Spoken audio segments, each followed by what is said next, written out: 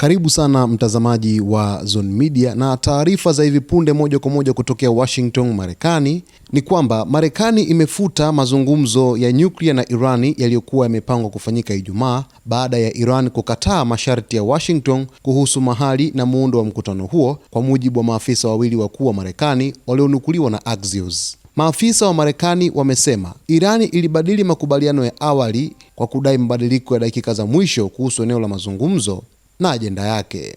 Marekani ilikataa mabadiliko hayo na kusisitiza kufuata mpango uliokubaliwa awali. Afisa mmoja mwandamizi wa Marekani alisema kwa msimamo mkali, "Tuliwaambia ni hiki au hakuna, wao wakasema sawa, basi hakuna." Licha ya kusitishwa kwa mazungumzo, Marekani imesisitiza kuwa bado iko tayari kuendelea na majadiliano endapo Iran itakubali kurejea kwenye makubaliano ya awali.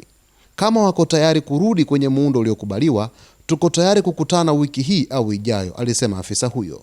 Marekani pia imesema haitahamisha mazungumzo kwenda Omani wala kubadili muundo wa majadiliano. Waziri wa mambo ya nje wa Marekani Marco Rubio amesema Washington itaona mazungumzo yana maana tu ikiwa yatahusisha masuala mawili makuu: mpango wa nyuklia wa Iran, maendeleo ya makombora ya masafa marefu ya Iran. Marekani inaona makombora hayo kama tishio kubwa kwa usalama wa kikanda.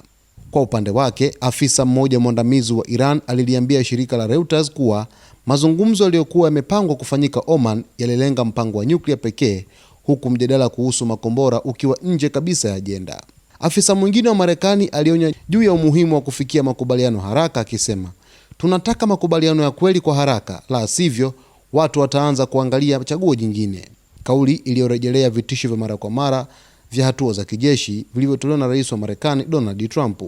Kusitishwa kwa mazungumzo haya kunaonyesha kina cha mgawanyiko kati ya Marekani na Iran, huku hatima ya majadiliano ikibaki kutegemea iwapo Tehran itakubali kurejea kwenye masharti ya awali ya Washington. Hapo awali, mtazamaji wa Zone Media, Marekani ilikuwa imeelekeza kwamba mazungumzo yafanyike nchini Uturuki na Iran ikaweza kukataa na kuomba mazungumzo yaweze kufanyika Oman. Sasa hicho ndio kisa ambacho kimesababisha Marekani kuweza kufuta mazungumzo ya nyuklia, huku ikidaiwa kwamba mwakilishi wa Marekani katika kanda Mashariki ya Kati sasa hivi akiwa kwenye ndege akiwa njiani kurejea nchini Marekani baada ya mazungumzo ya nyuklia kuweza kufutwa. Basi mtazamaji wetu, endelea kusalia na Zone Media wakati wote ili uweze kufahamu kile ambacho kinajiri huko katika anga za kimataifa. Usisahau kusubscribe, kulike, kucomment pamoja na kushare.